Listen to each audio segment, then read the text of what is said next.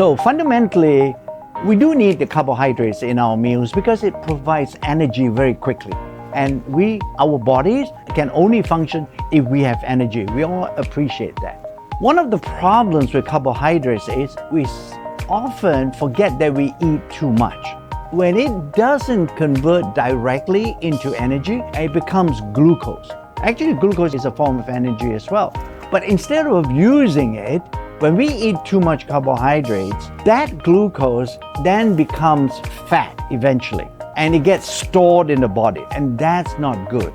In fact, that's how you get fat, very simply put. Scientifically, there's no doubt that the way that the carbohydrates are being processed by the body, you should either use it. If you don't use it, you're going to store it in your body.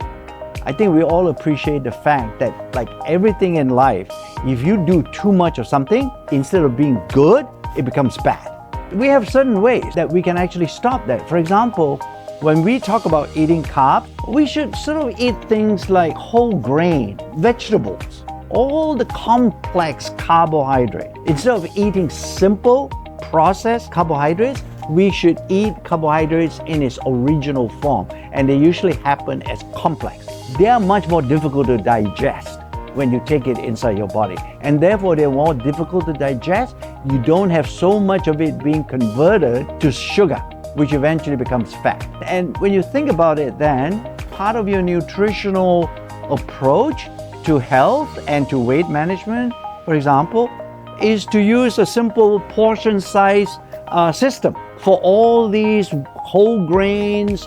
I'm not going to ask you to walk around with a scale and you have to measure everything. Just use the size of your fist. I know sometimes it's difficult, obviously, to depend on this kind of system 100%. There are other natural ingredients that we have found that can help also. For example, a white mulberry leaf, and it has active ingredient.